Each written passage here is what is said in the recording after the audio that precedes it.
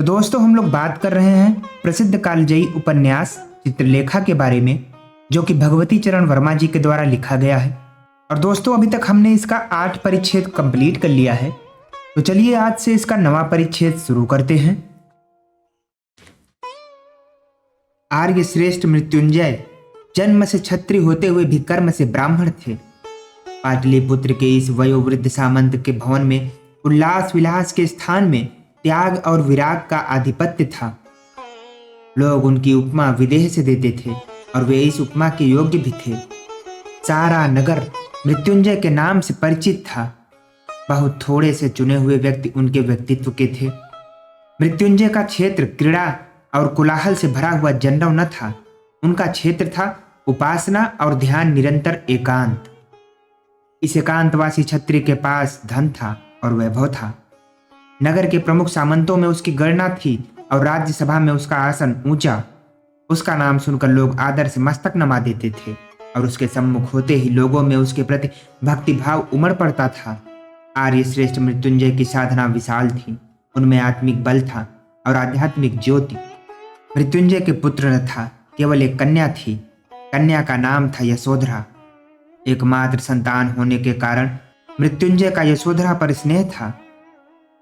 उस समय यशोधरा की अवस्था प्रायः 18 वर्ष की थी। यशोधरा के यौवन के विकास का काल था और मृत्युंजय के जीवन के निर्वाण का।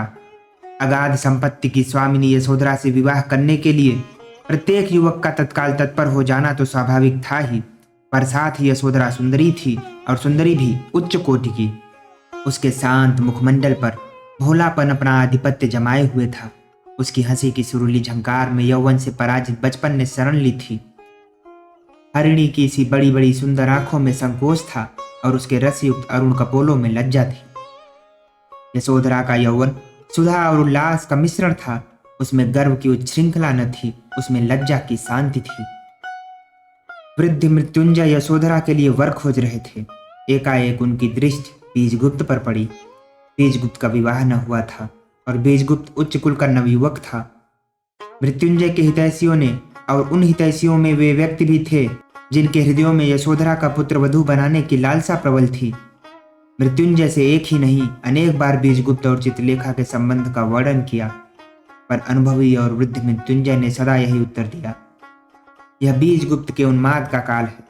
इससे बहुत लंबा चौड़ा है और बीजगुप्त यथेष्ट शिक्षित। वह इस समय अनुभव सागर में तिर रहा है। बीजगुप्त उस दिन मृत्युंजय के घर पर आमंत्रित था। यशोधरा की वर्षगांठ के उपलक्ष्य में मृत्युंजय के यहाँ एक विशाल उत्सव था। बीजगुप्त ने यशोधरा को एक आध बार, जब वह निरी बालिका थी, देखा था। मृत्युंजय से उसके विशेष परिचय भी न था। उस दिन मृत्युंजय के यहाँ से निमंत्रण पाकर उसे आश्चर्य हुआ और उससे भी अधिक आश्चर्य उस समय हुआ जब उसने यह पढ़ा कि वह चित्रलेखा के साथ आमंत्रित है। बीजगुप्त ने चित्रलेखा से कहा, चित्रलेखा, एक विचित्र बात हुई है। तुम वयोवृद्ध मृत्युंजय को तो जानती होगी? हाँ, और संभवतः उनकी कन्या यशोधरा को? कुछ सोचकर चित्रलेखा ने कहा, हाँ, उसे भी एक आध बार देखा है। यशोधरा की वर्षगांठ के उपलक्ष्य में आज मृत्युंजय के यहाँ उत्सव में आमंत्रित हूँ।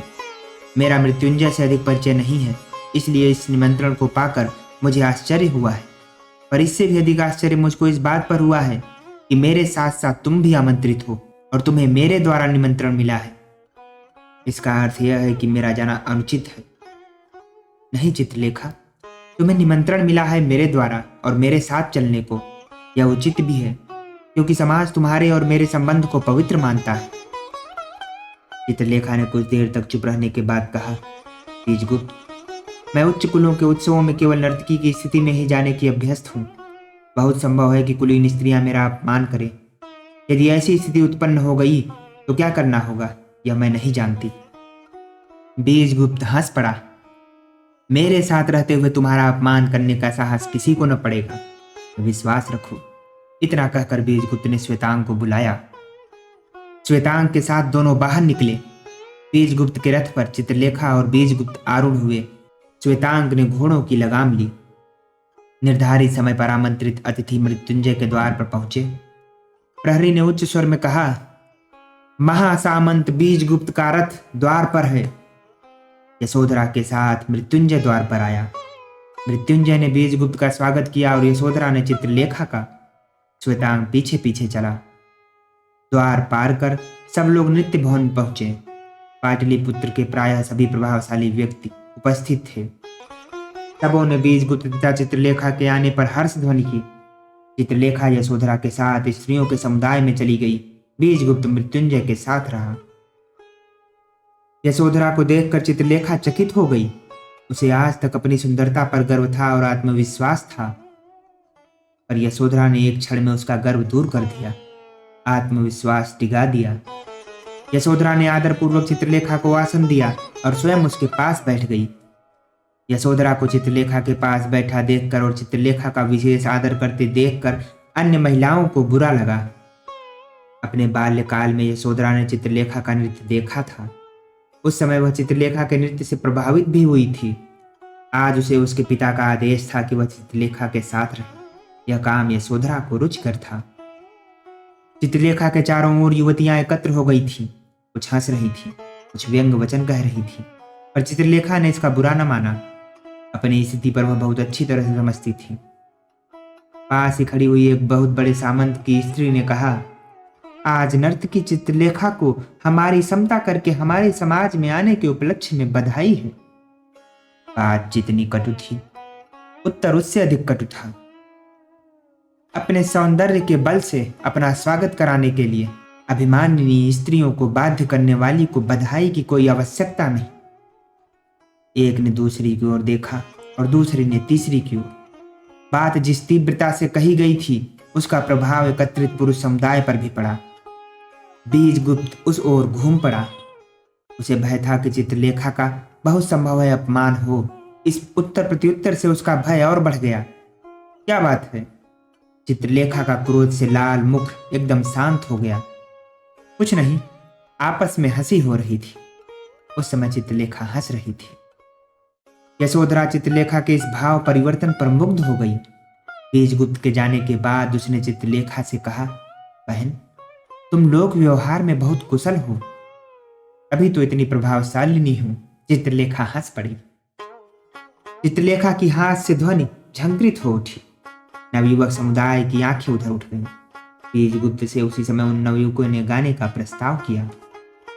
वीणा लेकर बीजगुप्त ने बागेश्वरी की अलाप भरी। चारों ओर निस्तब्धता छा गई। स्त्री और पुरुष दोनों मंत्रमुग्ध से बीजगुप्त के गाने को सुन रहे थे। बीजगुप्त ने गाना समाप्त कर दिया। इसके बाद मृत्युंजय ने स्वयं वीणा लेकर यशोधरा की ओर संकेत किया। यशोधरा ने भी बागेश्वरी गाना आरंभ किया। यशोधरा का गाना समाप्त होने पर लोगों ने अनुभव किया कि बीजगुप्त के गाने के आगे यशोधरा का गाना फीका था। चित्रलेखा ने लोगों के ये भाव पढ़ लिए। ने कहा, यशोधरा से एक प्रार्थना मैं भी करूंगी, यदि उसकी इच्छा हो तो इस समय वह कल्याण में कोई गाना गावे। लोगों की दृष्टि चित्रलेखा की ओर घूम गई। मृत्युंजय ने चित्रलेखा की ओर देखा। वह चित्रलेखा के कथन के महत्व को न समझ सके। फिर प्रार्थना एक आमंत्रित अतिथि द्वारा की गई थी। मृत्युंजय ने वीणा में कल्याण के स्वर भरे और यशोधरा ने गाना आरंभ किया। इस बार यशोधरा ने सबको मुग्ध कर दिया। लोग उसकी मुक्त कंठ से प्रशंसा करने लगे। गाना समाप्त हो गया और चित्रलेखा ने यशोधरा को बधाई दी। बहन यशोधरा, मैं तुम्हारे सुंदर गायन के उपलक्ष्य में बधाई देती। मृत्युंजय चित्रलेखा की प्रार्थना का महत्व अब समझे और चित्रलेखा, मैं तुमको यशोधरा की ओर से धन्यवाद देता हूं। इस वार्तालाप को बीजगुप्त सुन रहा था। हंसते हुए उसने कहा, क्या अब मैं चित्रलेखा से अपना नृत्य दिखाने की प्रार्थना कर सकता हूं? चित्रलेखा ने हंसते हुए उत्तर दिया, बीजगुप्त की प्रार्थना मेरे लिए आज्ञा के समान है। मृत्युंजय ने वीणा ली और बीजगुप्त ने मृदंग। चित्रलेखा ने नृत्य आरंभ कर दिया। सब लोग चित्रलेखा की प्रशंसा कर रहे थे और चित्रलेखा अपना कौशल दिखा रही थी। इसी समय प्रहरी ने पुकारा, योगी कुमारगिरी अपने शिष्य के साथ द्वार पर पधारे हैं। मृत्युंजय ने वीणा रख दी। वे कुमारगिरी का स्वागत करने बाहर गए। मृत्युंजय की वीणा रखने के साथ ही चित्रलेखा का नृत्य बंद हो गया। मृत्युंजय कुमारगिरी को भीतर ले आए। कुमारगिरी के साथ विशाल देव भी था। कुमारगिरी के सामने सब लोग खड़े हो गए। उसी समय चित्रलेखा ने बीजगुप्त से कहा, मैं अब जाऊंगी। मेरा काफी अपमान हो चुका है। यह कैसे? मेरी दृष्टि में कला का सर्वोच्च स्थान है। जो मनुष्य कला का अपमान करता है वह मनुष्य नहीं, पशु है। मृत्युंजय को कुमारगिरी का स्वागत करने के लिए नृत्य को बंद कर देना मेरा अपमान नहीं है तो क्या है? बीजगुप्त मुस्कुराया। जैसी तुम्हारी इच्छा। इस समय तक कुमारगिरी आसन पर बैठ गए थे। चित्रलेखा ने आगे बढ़कर योगी कुमारगिरी का अभिवादन किया। फिर उसने मृत्युंजय से कहा, मैं जाने की आज्ञा चाहती हूँ। मृत्युंजय के उत्तर देने के पहले ही कुमारगिरी ने उत्तर दिया, यह क्यों? क्या मेरी उपस्थिति तुम्हें अरुचिकर है नर्तकी? और यह स्वाभाविक भी है। कुमारगिरी का शिशु सा कोमल तथा मधुर हास्य संगीत की भांति गूंज उठा। चित्रलेखा ने कुछ सोचकर कहा, नहीं योगी, तुम्हारी उपस्थिति संसार में किसी को अरुचिकर नहीं हो सकती। इतना विश्वास रखो। मेरे यहां से जाने का दूसरा कारण है, पर तुमने जाने का अवसर उचित नहीं चुना, तो फिर मैं न जाऊंगी। मृत्युंजय ने वीणा फिर उठाई, पर चित्रलेखा ने नृत्य आरंभ करने से इनकार कर दिया। इस बार यशोधरा ने आगे बढ़कर चित्रलेखा से कहा, बहन, तुम्हारी बात मैंने नहीं टाली थी। इस बार मेरा अनुरोध है कि तुम नृत्य करो, और मेरा अनुरोध तुम न टालोगी, इसका मुझे विश्वास है। चित्रलेखा ने यशोधरा का अनुरोध वास्तव में न टाला। उसने नृत्य आरंभ कर दिया। योगी कुमारगिरी ने यशोधरा की ओर देखा और थोड़ी देर तक वे एकटक यशोधरा की ओर देखते रहे। योगी ने चित्रलेखा और यशोधरा की तुलना आरंभ कर दी। दोनों ही उच्च कोट की सुंदरियां थीं, पर एक में मादकता प्रधान थी और दूसरी में शांति। चित्रलेखा की मादकता भयानक थी, उसका नृत्य उसकी सजीवता की प्रतिमूर्ति, पर साथ ही यशोधरा की शांति अथाह सिंधु की भांति थी, जिसमें पढ़कर मनुष्य अपने को भूल जाता है। चित्रलेखा जीवन की हलचल थी, यशोधरा मृत्यु की शांति। कुमारगिरी को अनुभव हुआ मानो वह संसार की ओर आकर्षित हो रहा है। अनुराग की सजीवता विराग की अकर्मण्यता पर विजय पा रही है। नृत्य समाप्त हुआ। मृत्युंजय ने दासी से पूछा, भोजन में कितना विलंब है? भोजन तैयार है, केवल आज्ञा की देर है। आमंत्रित अतिथि भोजन गृह में जाकर बैठ गए। दासियों ने भोजन परसना आरंभ किया। बीजगुप्त के पास यशोधरा बैठी। चित्रलेखा यशोधरा के पास थी और उसी के पास श्वेतांग।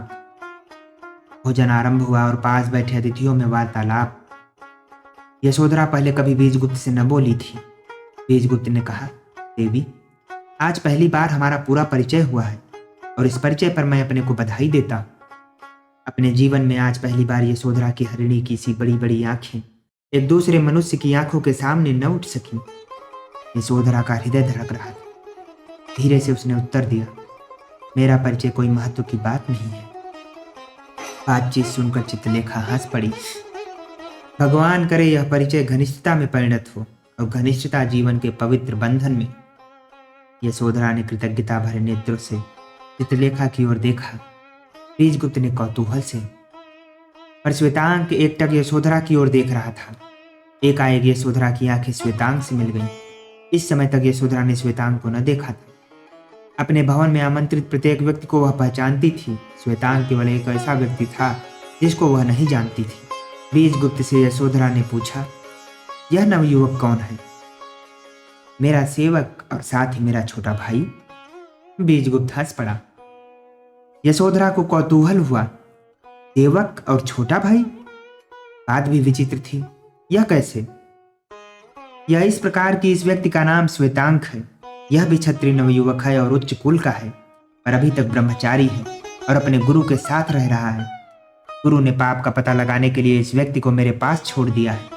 मेरे द्वारा यह नवयुवक समाज में पदार्पण कर रहा है। यशोधरा का आश्चर्य और भी बढ़ा। पाप का पता लगाने के लिए इनके गुरु ने इनको आपके पास भेजा है? या वास्तव में आपका स्थान अथवा आपके व्यक्तित्व से संपर्क पाप का पता लगाने का उपयुक्त स्थान है? बीजगुप्त मन ही मन हंसा। कितनी भोली बालिका थी और कितनी भ्रम में थी।